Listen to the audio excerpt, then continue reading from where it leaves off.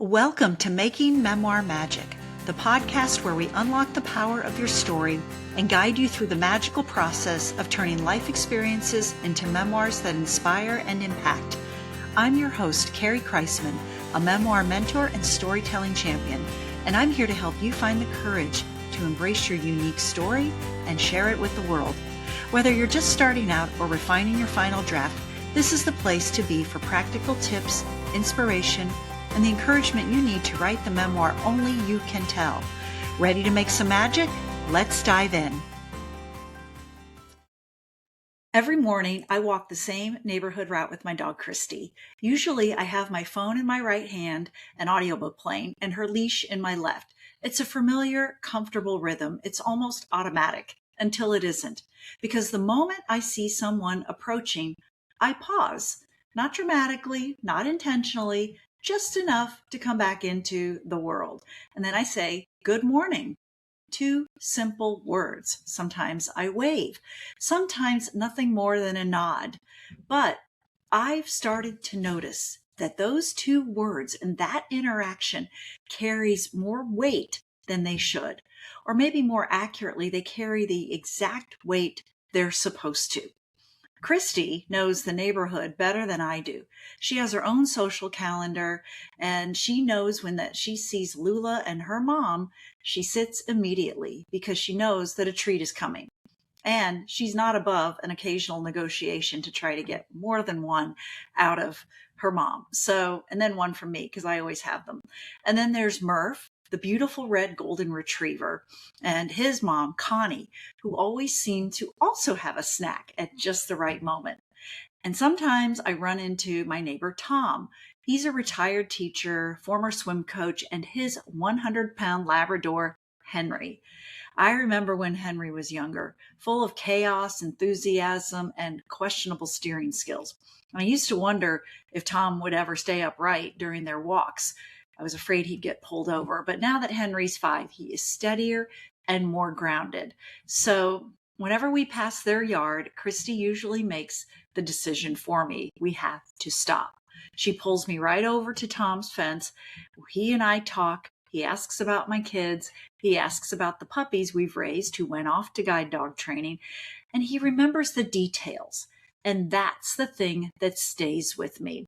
So maybe on this podcast, you've been used to really teaching moments. And I do try to teach. I try to use this time that we have together while you're listening to me to teach you about writing and about memoir and give you some tips and tricks and things that I've learned that can hopefully make it easier for you to write your memoir.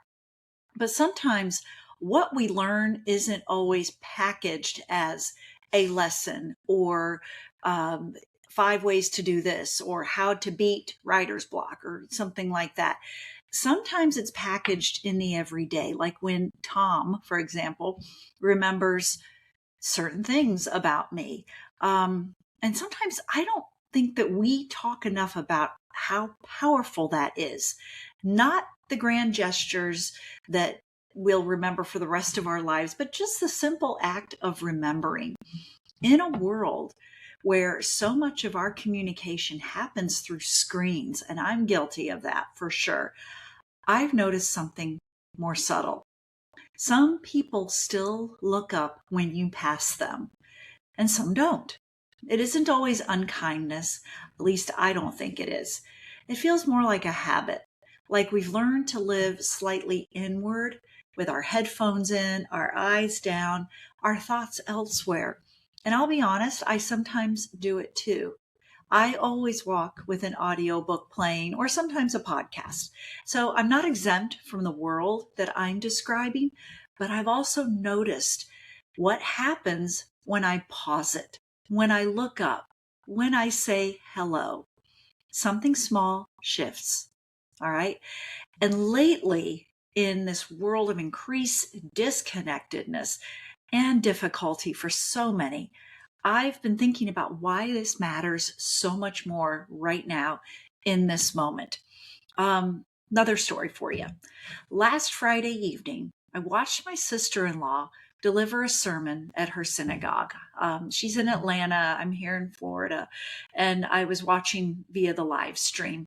And she spoke about that week's Torah portion, which reflected on fear and how it can distort what we see and how it can also reshape possibilities. So the story was about how the Israelites were looking toward a new land, seeing obstacles and believing that they couldn't move forward. The land didn't change, they did. Their perception did. And that got me thinking about things that are fixed and things that we have control of and can change and impact, because in small ways we can do something big as grand and as big and grand as those Israelites did, navigating that land and overcoming that fear.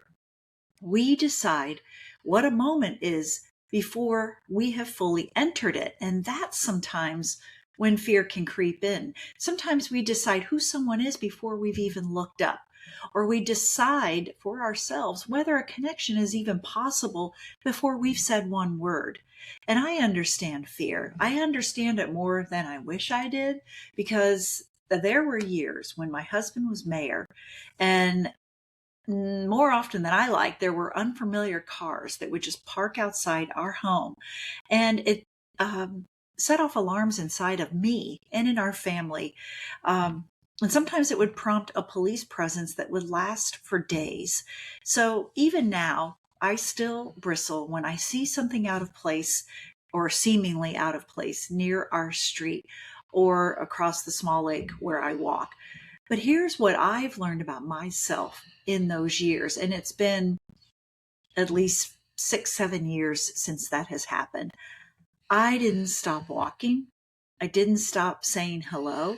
I didn't stop choosing to stay visible in my own life. Even when fear wanted to whisper something else and make me want to retreat and become untrusting, I did something else. And I think that is where memoir lives. So maybe you've been listening and wondering, what is she getting at this week? How does this have to do with memoir? This is how it has to do with memoir. So stay with me a little longer, and I'm going to fully close the loop and help you realize what the power of a simple hello and overcoming fears has to do with writing your memoir. Okay. So where memoir lives is without fear. Okay. Because it can be fearful to want to navigate our life and then share it on paper, the difficult parts, the hard parts, the emotional parts. So we have to learn how to move through it. And if you're listening to this because you want to write your memoir, I want to say something clearly. Your story is not only made up of the big turning points, the beginnings, the endings, the before and after moments. It's made up of what happens in between, the walks, the repeated routes, the familiar faces, the small exchanges that seem insignificant until you look back and realize they weren't. So there's a term that I sometimes use with writers, and that's called threshold moments. Those are tiny points of contact where something shifts just slightly. Like maybe it could be a hello, a pause, a glance, a conversation you almost didn't have with someone.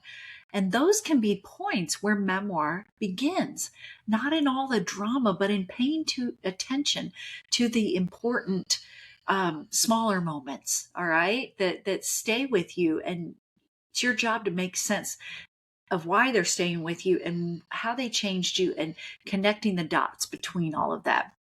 So this week, I've been thinking about something really simple, all right? I have been asking myself, and I want you to ask yourself, what changes when we decide to look up? What changes when we say hello?